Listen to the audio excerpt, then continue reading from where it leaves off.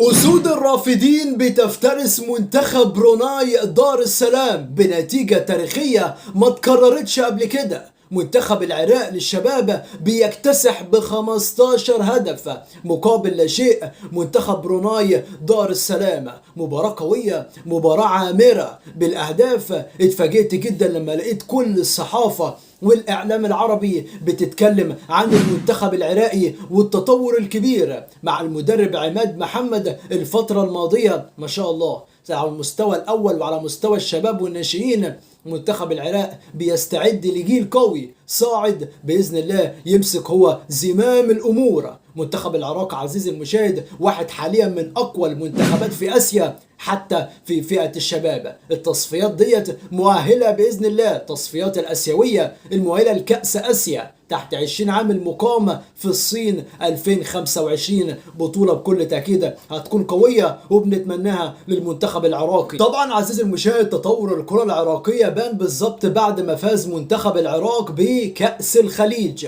طبعا بطولة كبيرة، بطولة قوية المنتخب العراقي استطاع ان هو يحققها، ومن هنا بدأ ظهور المنتخبات العراقية في كل الفئات السنية. حاجة بصراحة تستمتع وانت بتتفرج. 15 هدف في مرمى منتخب بروناي دار السلام اللي كان برضو بيمني النفس ان هو يفوز على المنتخب العراقي علشان يضمن 3 نقاط مهمين. ولكن ما شاء الله منتخب العراق يا جماعة قدم واحدة من اقوى مبارياته وعروضه لحد دلوقتي المقامة في تايلاند التصفيات ديت، وبإذن الله منتخب العراق هو اول واحد في التصفيات. طبعا عزيزي المشاهد نتيجة المباراة ولانها نتيجة كبيرة بسم الله ما شاء الله 15 هدف، شفت انتشار كبير لهذه المباراة وملخصها في الإعلام والصحافة العربي، في الإعلام المصري، الإعلام السعودي، في كل الإعلام بسم الله ما شاء الله. تعتبر حاليا بداية التصفيات. المنتخبات الشباب دي يا جماعة مهمة جدا جدا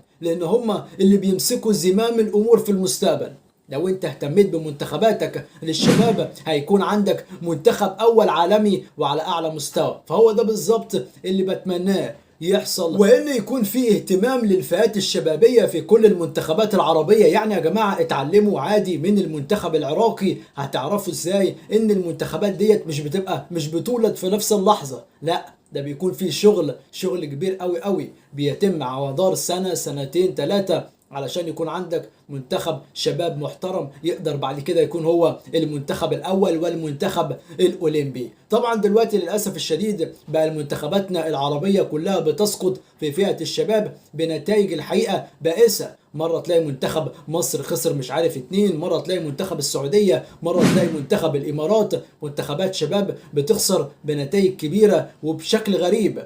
فعلشان كده بنلاحظ ان منتخباتنا الاولى بتكون برضو منتخبات ضعيفة نتيجة ان مفيش اي نوع من الاستراتيجيات اللي بيتبعها اي اتحاد من الاتحادات العربية. عدنان درجال يعتبر حاليا واحد من افضل الرؤساء العربيين في مجال كرة القدم بكل صراحة تقال. يعني شفنا على يده تطور كبير للكرة العراقية في الفترة الحالية سواء في فئات سنية مختلفة. المنتخب العراقي الاول بنشوف ما شاء الله تطور محترم، وحتى كمان المنتخب الشباب. فده اللي احنا عايزينه وده المهم جدا جدا بالنسبة لنا ان يكون عندنا منتخبات كبيرة. الاعلام العربي حاليا بيشيد بالكامل بالاداء للمنتخب العراقي وبيقولوا ان هم ماشيين باستراتيجية محترمة، استراتيجية يعني هيجنوا ثمارها باذن الله عن قريب جدا جدا، لان ده منتخب الشباب تحت 20 عام وهم حاليا بالفعل بدأوا هم يعني المنتخب يكبر ويفوز بنتائج كبيرة. الحقيقة عزيزي المشاهد يعني الواحد معاه ورقة بالقائمة المسجلين الاهداف للمنتخب العراقي للشباب، ولكن القائمة كبيرة جدا جدا ما شاء الله. 15 هدف،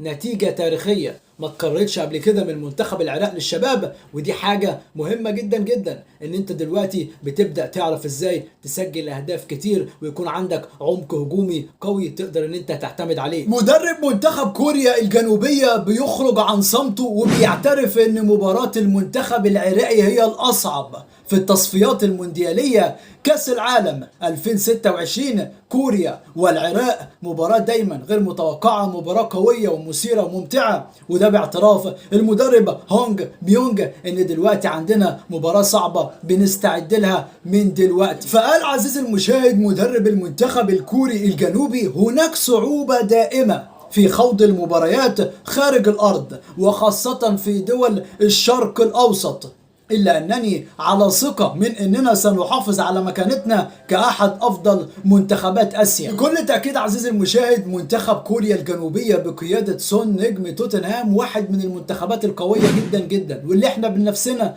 مجربينه. منتخب مصر كان مواجه من كام سنة منتخب كوريا الجنوبية وخسرنا برباعية، وكان الحقيقة مباراة غريبة جدا جدا. يعني من الحاجات المميزة والمختلفة اللي بنشوفها ان دايما منتخب كوريا بأندية كوريا عندهم نظام نمطي في اللعب، ليهم طريقة معينة تعرف بيهم على طول ان دوت أندية او منتخبات كوريا الجنوبية بيلعبوا بيها في كل مكان. علشان كده هنا بيقول لك احنا لينا فلسفتنا، ولكن مباريات الشرق الاوسط مختلفة تماما، بالاخص لما بتلعب خارج الارض. يعني بكل تأكيد دايما مباراة المنتخب العراقي بتكون بيتم الاستعداد ليها استعداد خاص من اي منتخب بيواجهه في اسيا. ودلوقتي في دور المجموعات عايز اقول لك تصفيات المونديال كل منتخب متواجد مع منتخب العراق بيستعد ليه استعداد خاص، سواء من المباراة اللي هتكون على ارض العراق او المباراة الخارجية. مباراة الذهاب بيحاولوا ان هم واللي بتكون على ارض العراق ياخدوا منها نقطة واحدة، وبعد كده بنحاول على الثلاث نقط